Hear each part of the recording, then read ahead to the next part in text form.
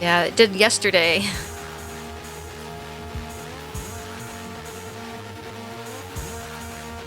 Woohoo, we're live! Hi, Arthur!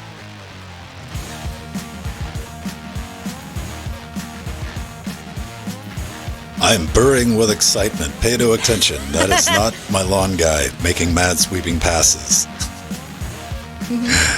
But, hey everyone, it is Wednesday. We're just chilling out, talking about the old times with browsers from way back in the day and how Firefox went from just crushed it to getting kind of floaty and stuff, and it's trying to come back and all the other fun things that go along with that. How are you doing though? You're sitting at home, chilling out, maybe you're at work. Like, it's these weirdos. You're right. Yeah. Before Firefox was Firefox, it was Firebird, and then Phoenix. Phoenix was being developed towards the end of the run of Netscape. Netscape was interesting. I love Netscape. I was definitely part of, I mean, even Netscape got, like, I remember that last rev of Netscape Communicator. Yeah. You know, but that was great. That was my little WYSIWYG GUI HTML editor way back in the day. That's what I used too. Yeah, it worked. When you wanted to see something in real time, it was there. But even that got bloated. Like I'd started using Firefox, or it might have been Firebird at the time, because they had like that just very gaudy UI spaceship pastel looking thing they didn't communicate. Bubbly, and I'm like, just couldn't hang with it. But what are we going to be talking about today? We got a couple of things going on, man. Thunderbird has got a mobile client. We're going to be talking about that. Foxfire is going to mess with your cookies. Might be a good idea. System 76 is going to invade Europe, but responsibly, and getting some sound out of your Pi 400. Yeah, Jeez, Raspberry Pi 400, 8 gigs are getting scalped hard right now, ladies and gentlemen. I went looking last night because I came up with an idea, as one does at 3, 240, somewhere in that morning area. Like, you know what? Let's go ahead and grab another Pi 4 8 gig.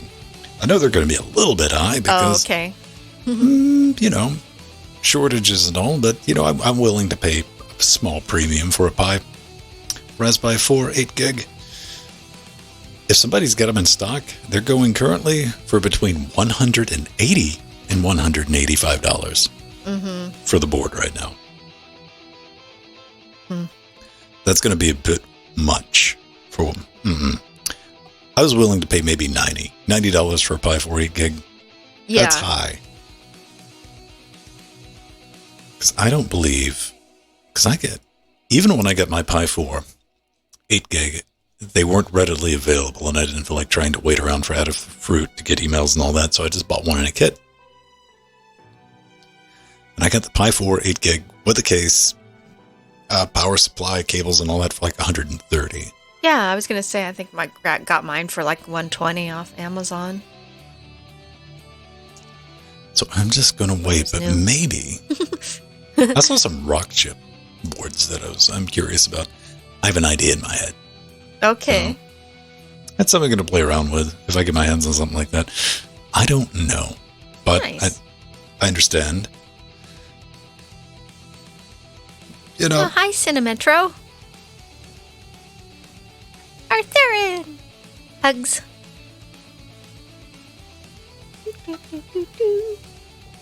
Hi, Alex. How are you doing?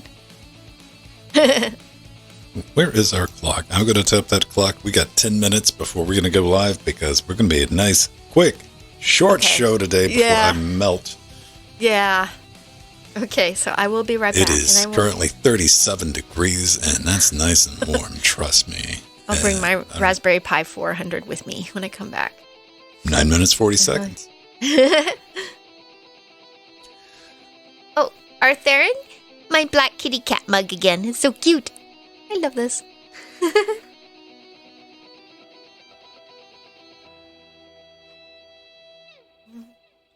So let me put that there.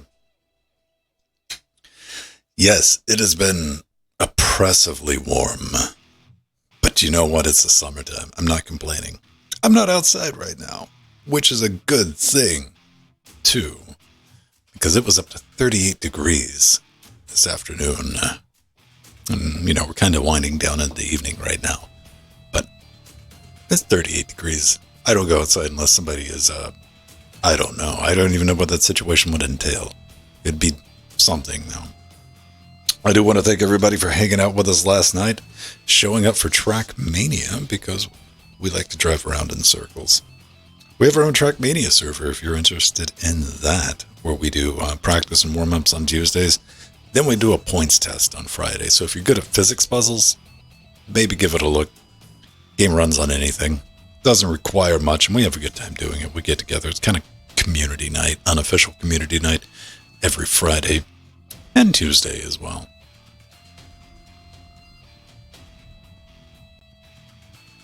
Ice and stockings back the down. No, that would be admitting weakness. So no. What I'm going to do is lock myself in a room in the house that I've sonically isolated. I've insulated, one might even say, against sound, which prevents air from moving in and out, and slowly bake. You know what? Wednesday shows, not bad. I proved I can put up with the heat longer than the DLSR. I can outlive the DLSR in the studio, even with a fan on it. Because we've had that shut off like 2 weeks ago. But on Saturdays, it's a bit rough because we're dealing with like 4.5, 5 hours of heat buildup. And here, it's not too bad,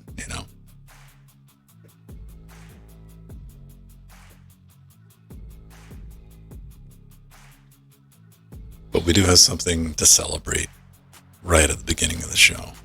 Should be fun. I'm excited. We do not have plans for it right now, but something that might happen tomorrow night is, well, something that's definitely going to happen tomorrow is the new Teenage Mutant Ninja Turtles game. It's going to be coming out. Day 1 Linux release. It's going to use Vulkan. It's going to have online multiplayer. I'm going to be playing it one way or the other. I don't know if Jordan plans on playing it, but if Jordan's planning on playing it, we might stream a little bit of that and run through it, because it looks faithfully done. It does. And I always like to support, and it's a .emu. Want to support the peeps that are supporting Linux, and I know Flibbit was even saying, it's like, man, I haven't been able to tell anybody anything about this. And he was able to announce that, yeah, it's going to have Linux support day 1. And if it's something he's done, rest assured, it's going to run out of the box.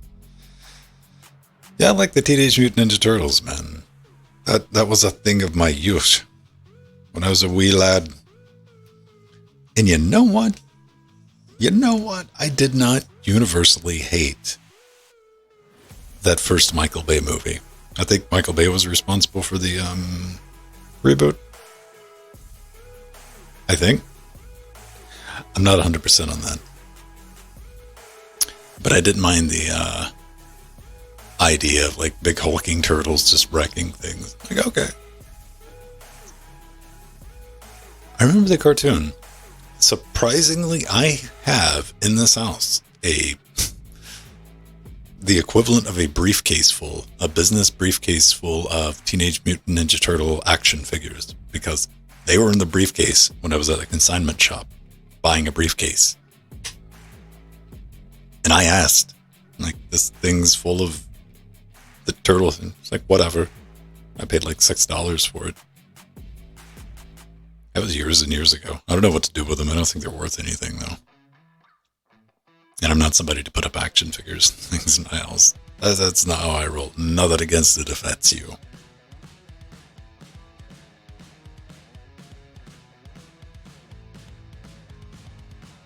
I use, adult decorations in the house. Like Frank. And Linus.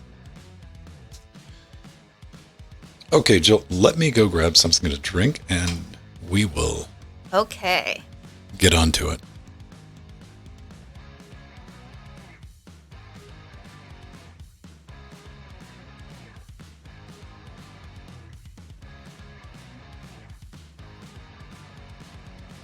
FX boy.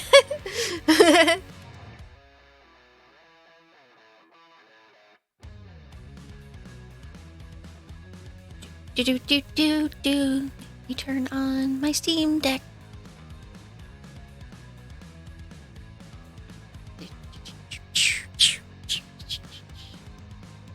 Hello, Ralph. 9900. Welcome.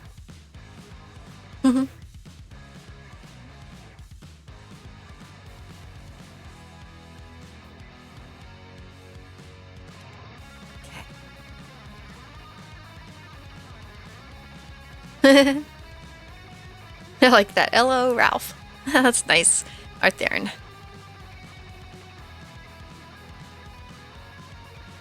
Do, do, do, do, do, do, do.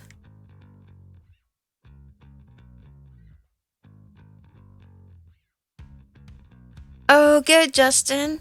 Oh, that'll be fun. Oh, cool. I had taken the practice exam and nailed it. So, but I kind of never went through the whole thing. I do have an AM radio license. So that's about the time I was doing studying also for ham. I did learn Morse code though, because back when I applied, you had to know Morse code. But I did learn Morse code and actually quite liked it.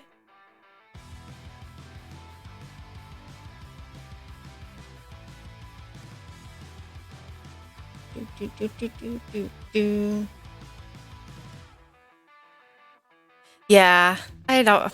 I'm so close. I really should get it, especially now. Especially, technician's license is so much easier to get.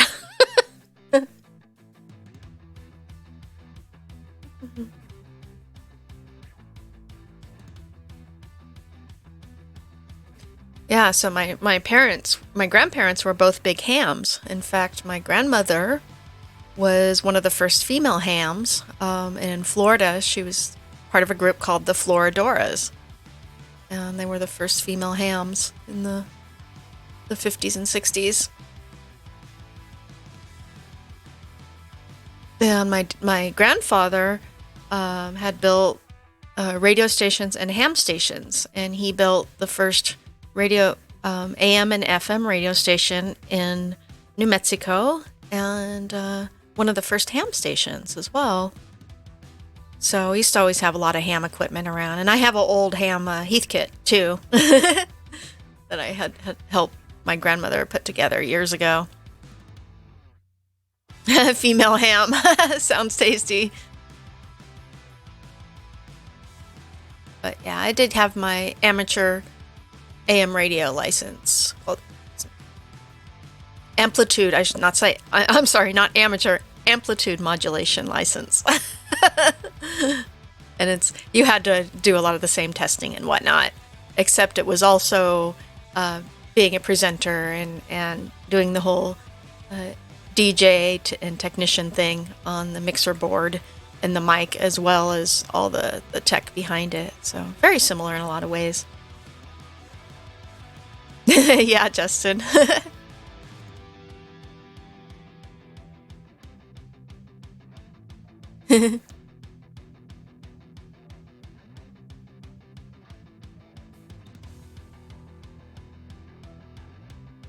Yeah, the AM, what was interesting about the AM license was, well, first you take the test, but it's like a series of tests. So you take the written, and then you do the vocal and the hosting and co-hosting part of it on the radio equipment live. And they actually have official people for the amplitude modulation license. And they came to the radio station and tested me. That was cool. Oh, nice. Awesome. W6LQR. Oh man, we talking call signs? Yeah. Dude, I don't know what mine is. I got one.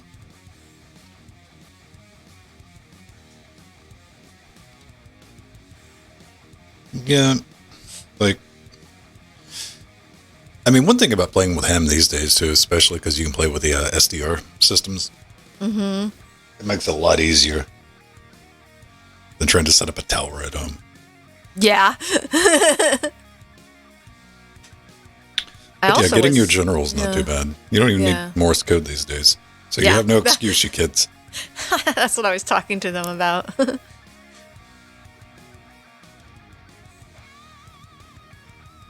Yeah, it was funny because the ham group, I was in a ham group, and a lot of them were actually in the sideband CB group as well. They did both because they, the sideband CB was what the trekkers used for communique, and they would help them out a lot with emergencies and whatnot. That was interesting. Yeah, I've never set up a CB. Yeah, we were at my parents' house, we had a big CB. We were a station. We had a huge 100-foot antenna on top of the house. It was pretty impressive. Steve was in the spiral cut ham group. All right, everyone, we're going to get underway. Load in. That's good. That's good.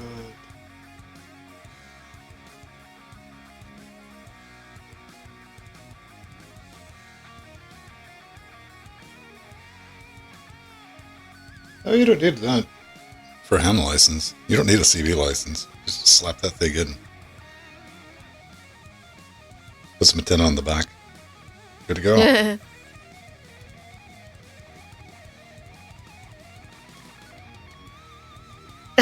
Yeah, Gametron. Here, you see people's. The big deal was to have your mid-size SUV and have a big needle sticking out the back on the tailgate. That was the thing. Dual antennas. All right. We should be good to go. I'm not trying anything particularly crazy this evening. That was last night. That was playable stuff. Alex, now I want a ham. Yummy, yummy. Everyone thinks they want a ham until the ham shows up. I'm like, what do I do with all this ham? I have ham. There's only so many ways you can prepare ham sandwiches. Then you remember, you can make a ham smoothie. Mmm. Ugh. Well, people put bacon in their smoothies, so. Oh, I've seen people. Yeah. Yeah, they do. Bloody berries. It just makes it more salty. And sometimes a little barbecue-y smelling, depending on how it infuses, the taste infuses in the things. It's actually pretty good on ice cream and a lot of things. Well, in the mid-aughts, the internet went through its bacon phase. Yeah, it sure did. Mid-aughts. Bacon the narwhal. I mean, things like bacon salt showed up. Yeah. And the Reddit was all aflutter. It was a simpler time. All right. Looking good. Looking good. Reasonable temperature. Okay. Oh, that's good, Ven. I'm talking about the thread ripper. I'm not worried about me. I can power through it. Your Threadripper's happy. It's got plenty of cooling. All right. Let's hit that stop button. We'll do that. Kick that on. We kick that on. Fire extinguishing ready. Hey, look at it this way, man. It's got a built-in cooling system. If it springs a leak, that'll be really catastrophic. It'll be awesome. Unfortunately, it will only go up for seconds on the live stream. Okay. Hey everyone, welcome back to Linux Weekly, daily Wednesdays where we sit back, relax, take that midweek break, talk about some of the fun things going on in the world of Linux. I'm Vince Stone, that is Jill Brennan, and we're watching you. Well, we were in the pre-show, just having a chat like we do. You can join us live on twitch.tv/Linux Gamecast every Wednesday where we sit down and record this eventually when we get around to it, basically. Yeah. I'm like, oh, fine, I guess we'll do a show. I was just buying time, got a couple of things going on, but the big important one is we get to say goodbye to everyone's favorite browser this week, Jill. Yeah, Internet Exploder is gone. Oh, thank The God. Internet Exploiter itself, version 11, is a mere, at time of recording, 2 hours, 28 minutes, and 38 seconds from being deprecated Woohoo! by the mothership. Yes. Like, you gotta let it go. Unfortunately, this doesn't mean it's going to go away anytime soon because I'm sure you can still find sites with animated GIFs on them optimized for Internet Explorer 6. That's probably still a thing. I'm only half joking.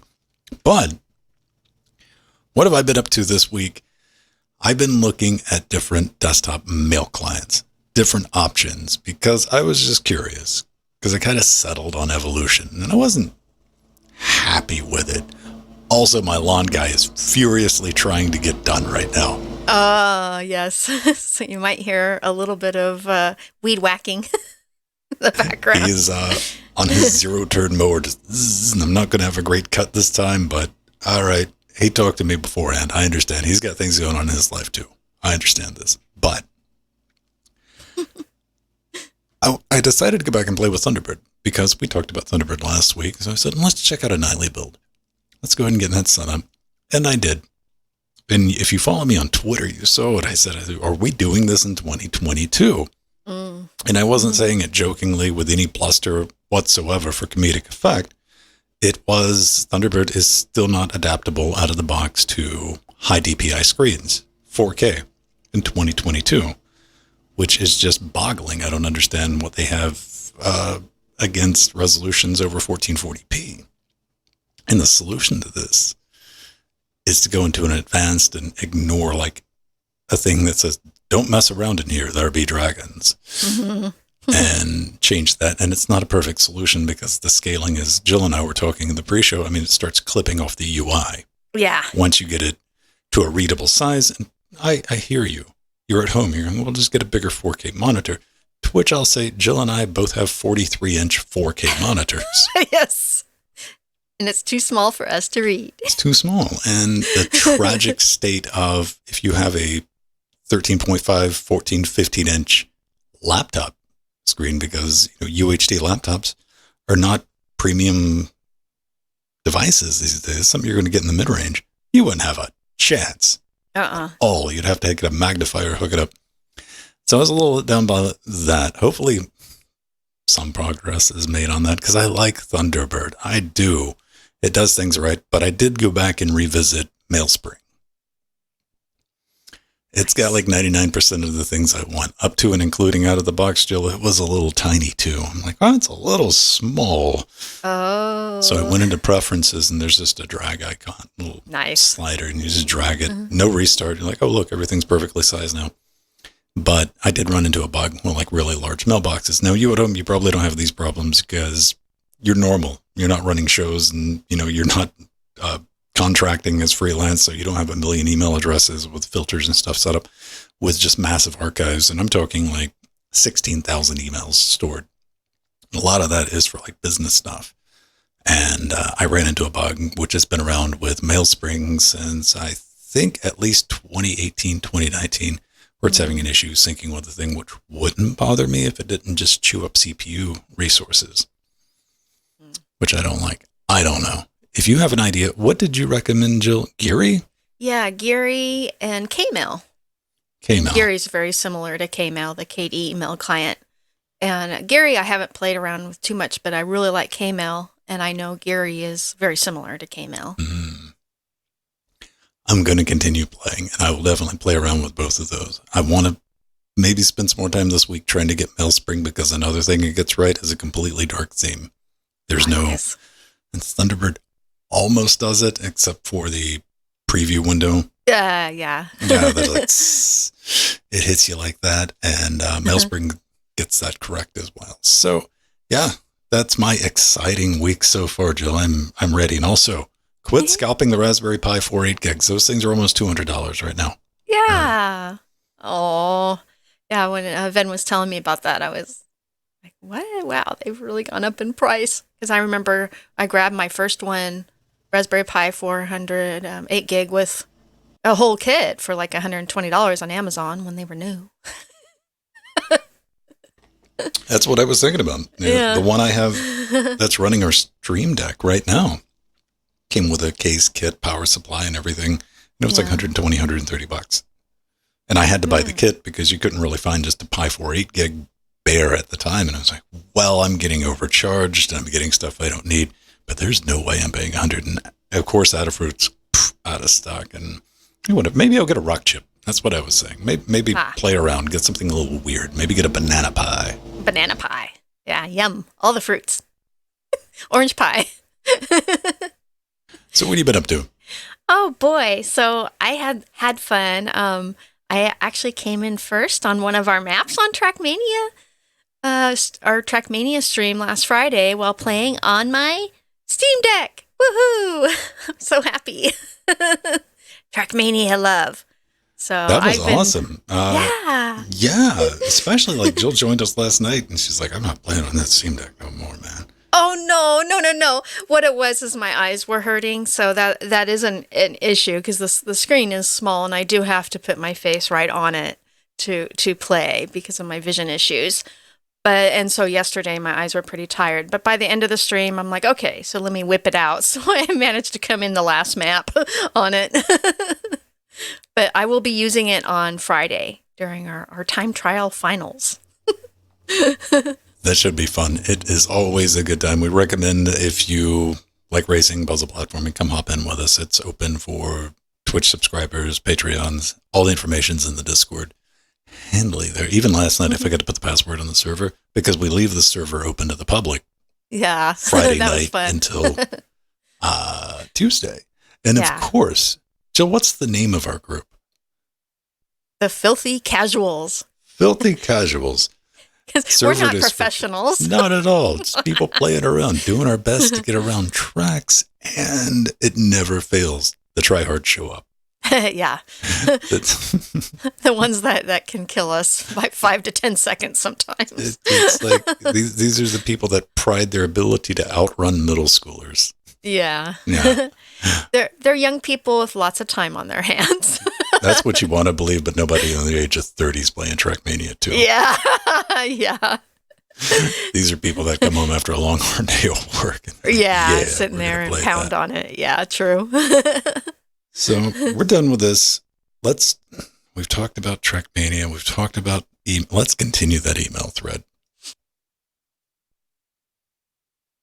So, speaking of Thunderbird, last month, me and Ven actually talked about a mobile version of Thunderbird coming soon to Android. And I actually had said I am already established on Gmail and K9 Mail for Android. Although this announcement does make me think about changing, especially since I use Thunderbird on desktop day to day. Well, now I don't have to worry about making the choice between Thunderbird and K9 Mail on Android because K9 Mail is going to be merged into Thunderbird. This is really exciting news. Yes, K9 Mail joined the Thunderbird family, and the name itself will change and adopt Thunderbird branding. But before that happens, the developers will bring K9 Mail into alignment with Thunderbird's feature set and visual appearance. But I was really happy about this because I use K9 Mail on mobile and love it. And yes, it never had quite as many features as Thunderbird, but now it will. It's really cool. Really awesome. Oh, man. The natives, they were wee upset, but yeah. I went looking around. I did.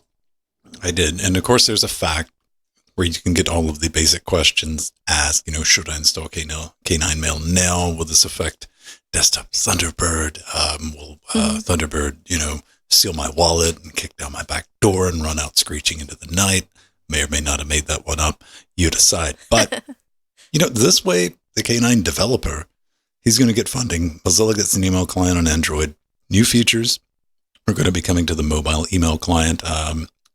Account, auto configuration, all that setup. That's kind of good, I think, because Thunderbird, surprisingly or unsurprisingly, is really good at that for setting up your accounts. Yeah. Synchronization between Thunderbird's desktop and mobile clients. That's going to be handy. Folder management improvements, message filter support. And even if you want to stick with K9 for the time being, once they kind of grow together, getting Thunderbird's spam filtering, which is a shining thing in Thunderbird, getting that into K9, that's a value add. That absolutely is. Absolutely. And yes. Yeah. This is going to sync with Firefox Sync, which is another neat thing I'm surprised people don't know about because, you have your Google accounts that you sign in that one time and it remembers all of your URLs and your bookmarks and stuff like that. Firefox has something very similar to that and has the added benefit of not being Google. Mm-hmm. And it'll keep track of your plugins and everything like that. I use that myself. You don't have to worry, though. K9 will continue to get updates, and it's still going to exist in its own listing. For now, be realistic. Eventually, K9 Mail is going to go away, and it's going to be Thunderbird Mail. But I did some digging around, and I was not familiar with K9 Mail, and I went through at the forums and just reading through some various Reddit posts, and it looked like everyone was real happy with K9 Mail up until about a year or two ago when they changed the design to look more like the UI, Gmail. Yeah. And nobody was happy with that. A large vocal, it could have been 6 people, 20 accounts. Who knows? But I saw a lot of people screeching about that. But then again, people might just dislike change. Mm-hmm. Yeah. I personally liked it. I thought it, I'm like, wow, it looks like my Gmail now. I think it was, it's very intuitive and easy to use. Mm-hmm. So I like that about K9 Mail. Of course, it always was, even when before that, it looked like Gmail. But merging with Thunderbird is really, I think it's a wonderful idea, wonderful thing to do. It's going to be interesting to see what happens, Yeah. Because, I want a good email client. I use Gmail on Android because I'm on Android, when in Rome type thing. Yeah. Use your Google account. It's the same mentality as if I was stuck using Windows. I'd probably just be using Outlook. It's like, well, I'm already here. Might as well, right? Yeah. And, but, having a very good viable option as opposed to a not very good, yet still viable option would be a bonus. I hope it stays as just an email client, though. I don't want chat. I don't want calendar. And then some people were a little upset about that.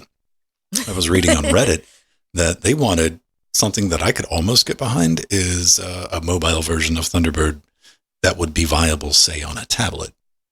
Oh, yeah. Yeah, absolutely. Maybe not, it really wouldn't work on your 6-inch devices, but like 10-inch device, you get away with it in landscape mode. And, well, that would be nice. Hey, it's something we're both going to play with it. Let's be honest. So. Yeah, we are. That's for sure. I'm looking forward to it. Let's see if it chokes. Trying to import all my IMAP folders. Yes, because all the accounts, all the things, bringing them all in. Yeah, I was talking about that in our Discord. I'm like, I don't hoard anything. Incorrect. I hoard email. Yeah, I guess that is true. We all kind of do. And I've had it happen. I've never chased inbox 0. Haven't. But there was a point. I'm like, I'll never, these emails are 8 years old. I'll never use them for anything. Wiped them out.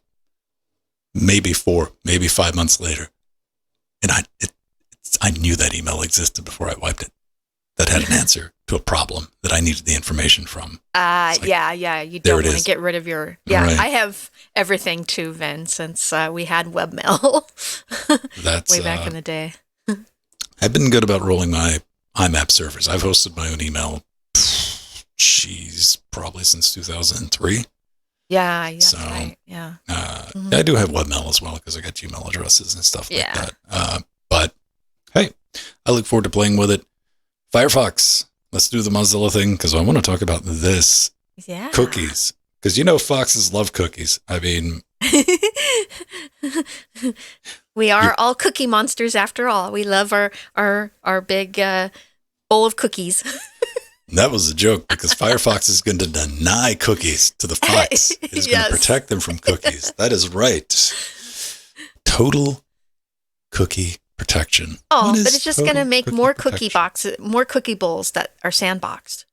It is responsible, bite-sized instead of gorging on cookies. We will not have to worry about high blood pressure in our fox once this takes place.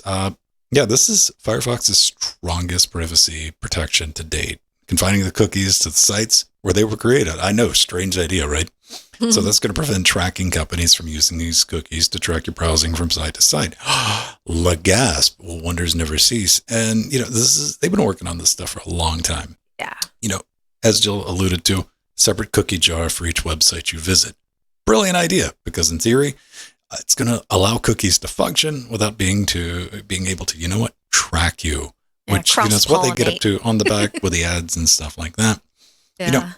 Just a thing for my fellow brothers and sisters, the privacy enthusiasts in the audience. I mean, if you're into that, go for it. I do want to point this out. I was reading over on Hacker News. I saw this show up yesterday. A couple of people said that this will absolutely break Zendesk integration with Jira. So there's your heads up. That's something you got to go back and play around a little bit with. And single sign-ons. I got mixed signals from that. Some people were saying it was breaking single sign-on setups. So maybe go try it. Yeah. Well, I think that it's awesome that this is really, turned on by default. And, I've kind of known the last few years this is eventually what Firefox wants to do with the cookies. And, now you don't have to go into the privacy and security settings to customize your cookie options. And yeah, you do when things don't work. Well, when things don't work, yeah, that is true. But that is always an option. You could go back into the cookie options and adjust them as needed. And I like this also because now using Firefox by default, I don't have to always remember to use a new private window, which is nice. It's quite convenient. And, it's really moments like this that I want the open source Firefox browser to dominate the web once again. Just think, if we all get together and we team up, we can get to 7% market share.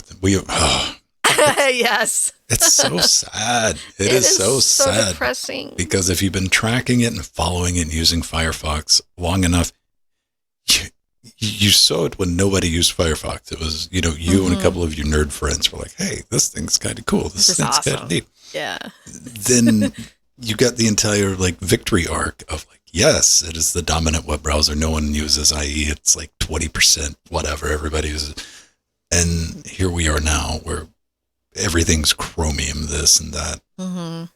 And Firefox is sharing market share with Microsoft Edge. Yeah. Maybe the ship can get turned around. Things like this. Yeah, things like can this get people interested. Hey, yeah. Even back in the day, it was simple things. And yes, I know you're going to bring up Opera when I say this, but blocking pop-ups and tab browsing.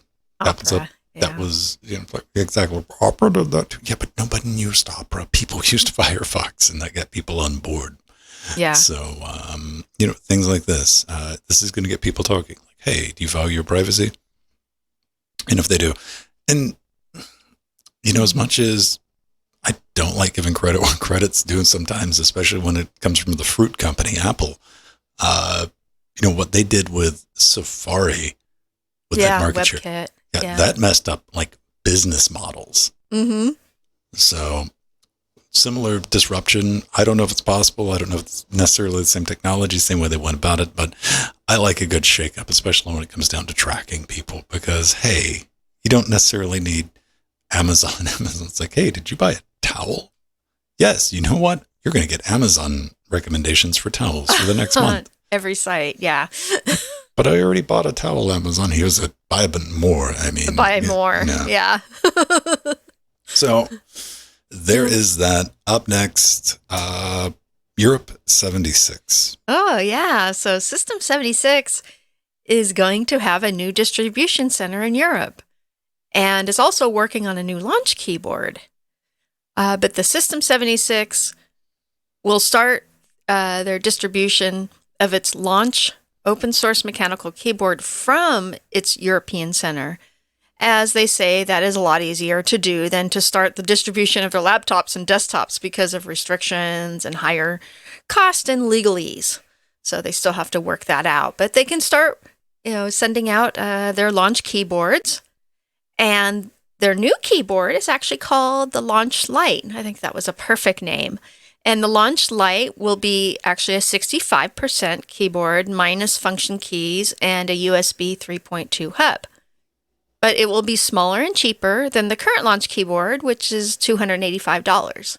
So that'll be great. I had a feeling System 76 was going to create a lower cost keyboard for us. But the big news here is now they have a distribution center. This is exciting news. It shows so much growth. They're planning on one. They don't. Yeah.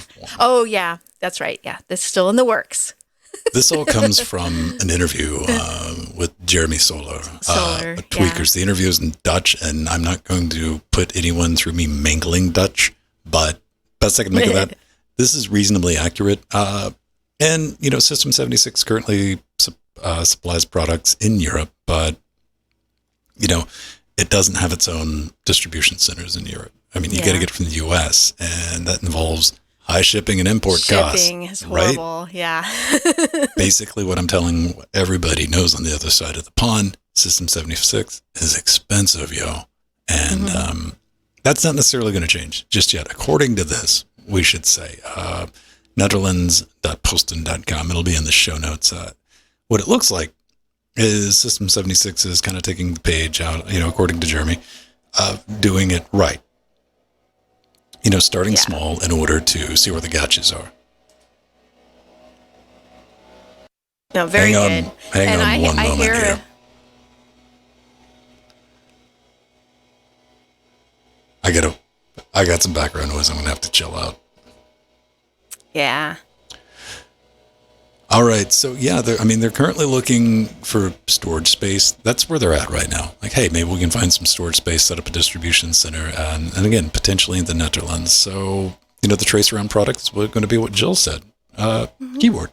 Like a smaller keyboard, a different one that's going to be, what did they say, ISO compliant? Yeah. ISO. Yeah. And I just love the name, Launch Lite. I think that's a perfect name for a 65% keyboard. That's awesome. And I've been kind of waiting for them to come out with another keyboard because I wanted to grab this new iteration. And so this is just very exciting that we have System 76 going to be able to sell their computers and laptops in Europe. That's just going to make it so much nicer for our European friends. And cheaper costs. I mean, I think it's fantastic, great news, unless you're a Tuxedo Computer or someplace like, hey. Yeah. Oh, man. Interesting to read. Good to know. Okay, we need to talk about Raspberry Pi 400s with sound. But before we do that, I want to take a moment to thank each and every one of you who are supporting us over on patreon.com/Linux Gamecast, making these shows possible, keeping us loud, live, independent. We got a couple of bonuses in there, access to our Discord. We got an extra show that we do each and every week for everyone. And it's just behind the scenes, all that fun stuff. If you're interested in that, come hang out with us in Trackmania. A couple other things. I got another video I'm working on right now. I'm making the 2022.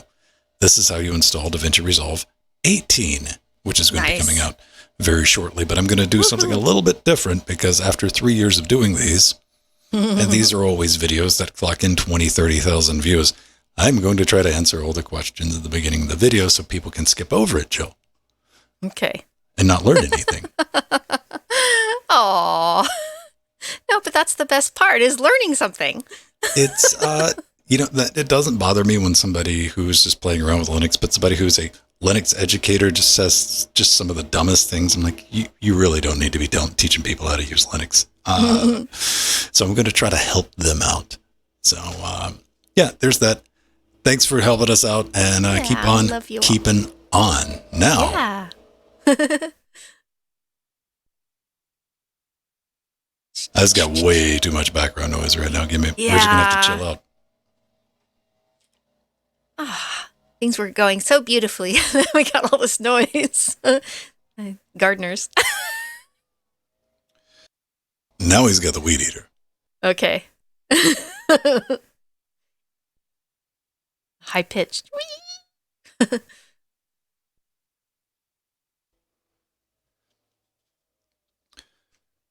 All right. So let me do one of these so I know. Good idea. Poor Ven's going to have lots of edits on this section. There's just 2 edits. Just 2. Oh, yeah. The initial loudness. See, this is one of the things about the multi-tracking. You can go back and sample out all the background noise. That's true. Yeah. Probably not going to do it, but it could. All right, so that's going to do that. Let's get into a slice of pie, and we're going to be talking about a pie you can barely see. Look how big it gets. Oh, it's a berry pie. Yeah, We're about pie definitely berries. berry. Yeah. Do you ever suffer from DAC berries? What does that stand for, Ven? Digital audio converter berry pie? Sure.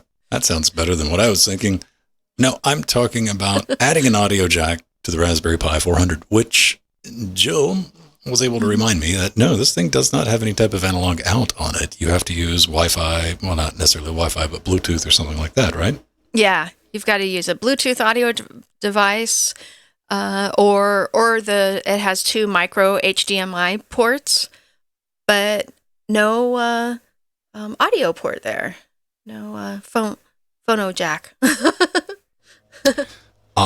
That's unfortunate, but this is going to fix it. You can just shove an open circuit board on the back, Jill, and it's got a That's cool. 3.5, connects to all your GPIO pins, and it's kind of neat, man. Powered directly from the GPIO header, so you don't have to plug anything extra into it. The SNR is acceptable for something in the $20 price range. Fair warning, though, this does not yet work on kernel 5.15, but if you're wondering like me, you're like, what about that jack? Can I use it to send the audio back in? Yes, it is TRRS. So, how much would you pay for this, Jill? $100? $500? Oh boy, actually, honestly, for something like this to get a nice audio jack on here, probably $30 to $50. That would make me happy, but it's cheaper than that. It's under 20. I'm going to say it's around 20. We're looking at about 17 pounds. That's including VAT. So I didn't even see a place to get it stateside yet, which is kind of interesting. Like not the good kind of interesting, but definitely interesting the other way around. What I want to see is, and I've looked for them. If you know about it, send an email, leave a comment on this video on YouTube or Odyssey or wherever else it's distributed, that I might get a notification. I'm looking for a Pi hat that has ADAT. Oh, nice.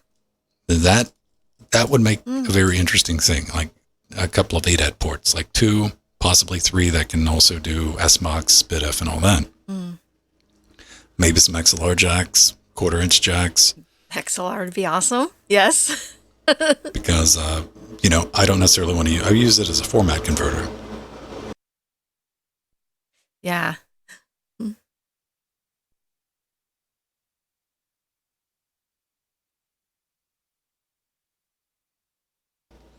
And it's gone.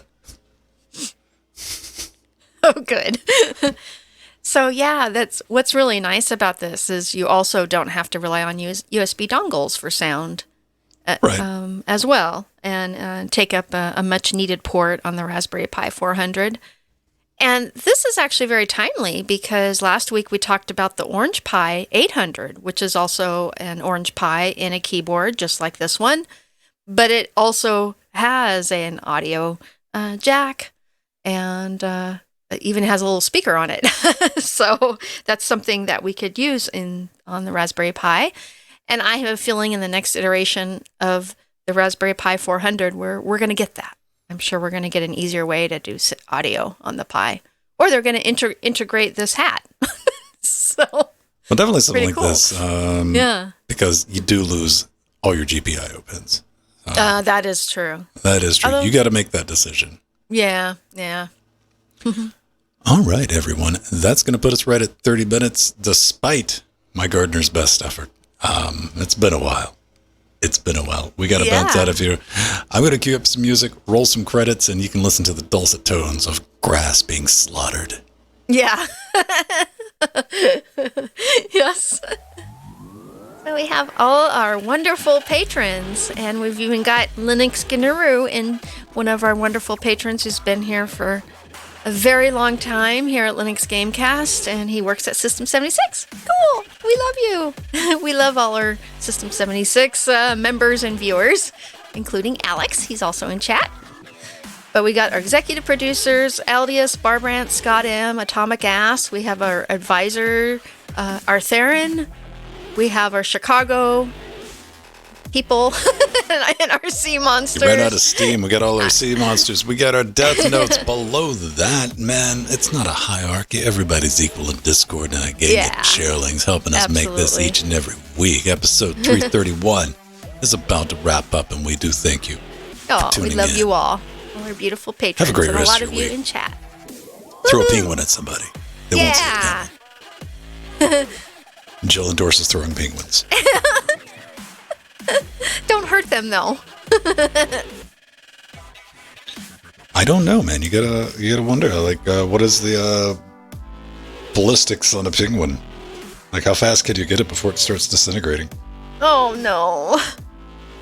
I'm asking real questions. I gotta build this cannon. Oh, gosh. You're bringing back some horrible imagery. I saw a video of a sea lion going after a penguin, and it ripped off its skin. It was horrible. It was like my friend showed this to me because he knew I love penguins, and it's Nature's metal, horrified me. Yeah.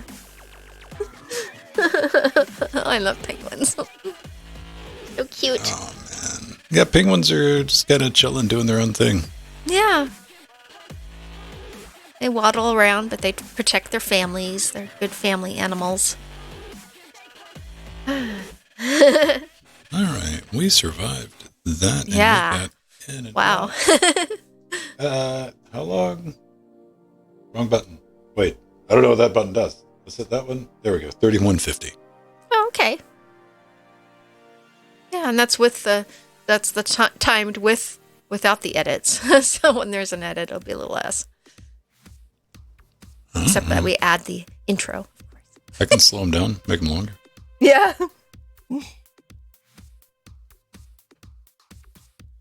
Yes. All right, everyone. Weighing out for a couple of penguin. minutes. 46. What or 7? See, I don't know. Like, I'll have to get a research team together and get a penguin in a wind tunnel. Aw. I'll let him wear little glasses, though. But actually, if you throw a penguin, throwing penguins actually doesn't hurt them. I've seen them being thrown in the wild, and because they have their belly fat protects them. And they are a bird with lots of feathers. Don't throw penguins, kids. But they can't fly. But they can swim. They sure can swim good. Aw, thank you, Artherin. I love that happy penguin. So cute. Yeah, just think we could have like a completely different mascot for Linux. Bye, honey. Bye, Steve husband. Love you. Have a good rest of your day at work. That could have been our mascot. Oh, yeah. A fox. Foxy Fox. Not to be confused with our M. Fox dog.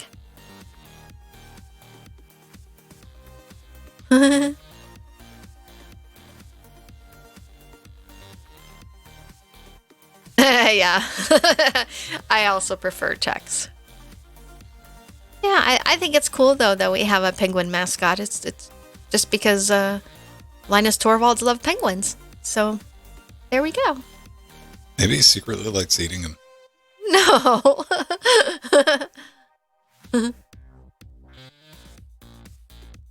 don't know. I mean, the Fox thing made more sense in the mid-90s. Yeah, actually. It was a thing of its time. I understand why they didn't go with that. Got to go with something neutral. I remember that logo. It's been a while since I've seen that. The fox.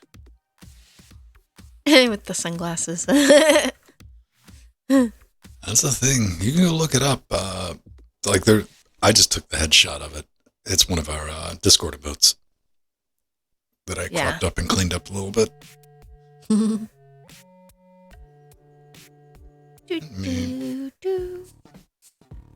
right.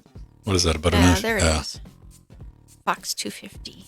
Called it Arthurian before I read it. Do, do, do, do, do, do.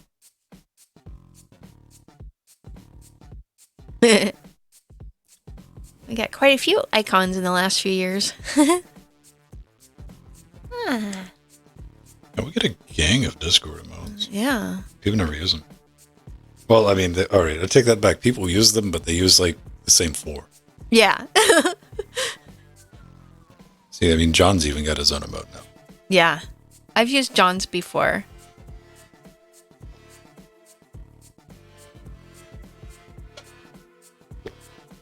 Classic Frank.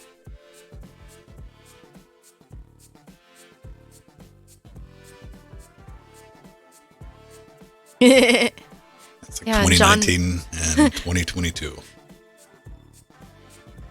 John made my salty one. The pipe. That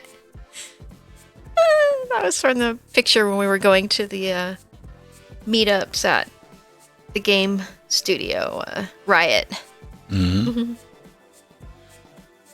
And of course, we haven't had one of those in ages. I've been waiting for them to come back, but so many of the employees are not on campus now. They're working off-site, of course.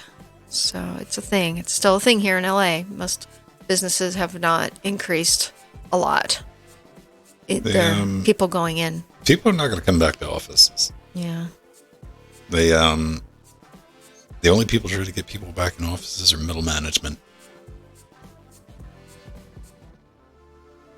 Because it is so wasteful for you to get in your little box and drive for a couple hours to go sit in another place while your home is being empty. You're like, wait, just hang out. Like, quality of life greatly increases. Like the head of one of the heads of Google's AI, they're like, you got to come back in. He's like, I quit.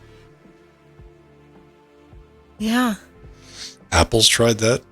Apple employees like, I'm sorry that you built that big donut spaceship, but people don't know. Yeah.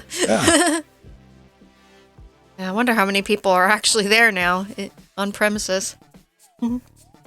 It's everywhere. I mean, yeah, it's going to crash commercial real estate, but that's going to happen at some point anyway. What was amazing to me was watching how quickly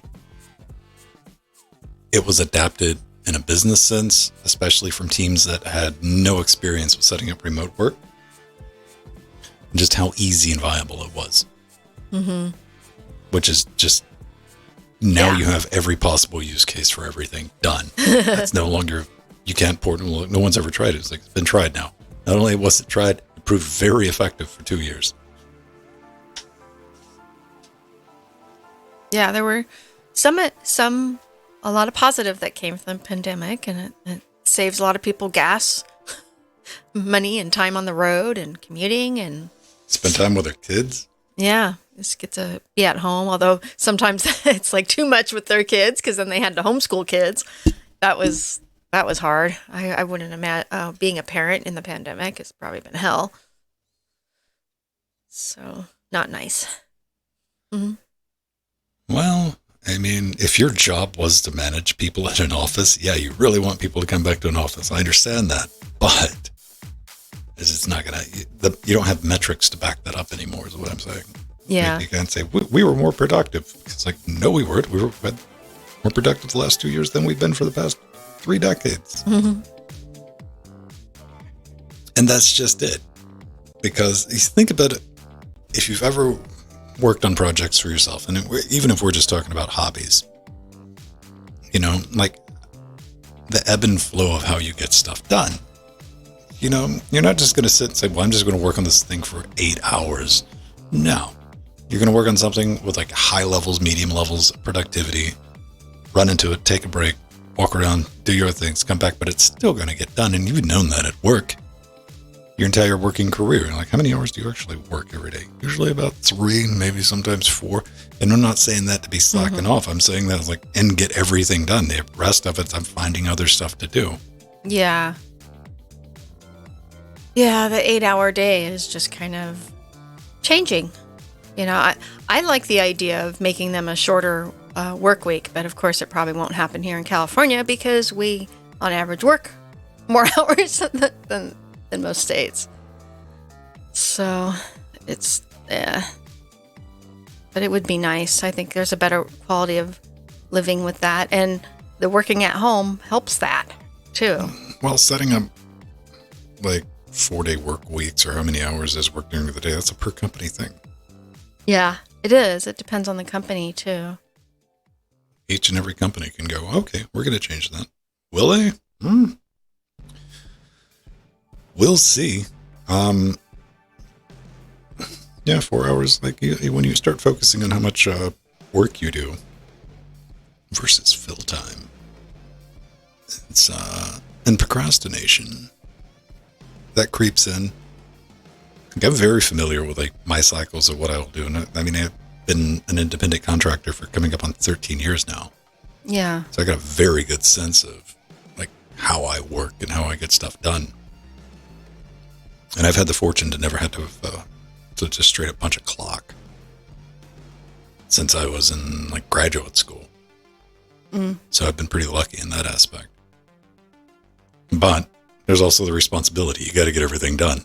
Yeah, you know? You got to get everything. And sometimes it takes you longer than you think, or sometimes it takes you less than you think. And yeah, you still have to do the time. All right, everyone. What are you doing today, Jill? You going to take a walk, get something to eat, take a nap? Yeah, I'm going to do all 3. I'm going to do all 3. But first, I'm going to go for a walk, go get something to eat. Either take a walk, come home and eat, or go somewhere and pick up food, and then rest. This is always the sign that your company is about to turn into a professional working environment, is when they take away BYOB Fridays. Yeah.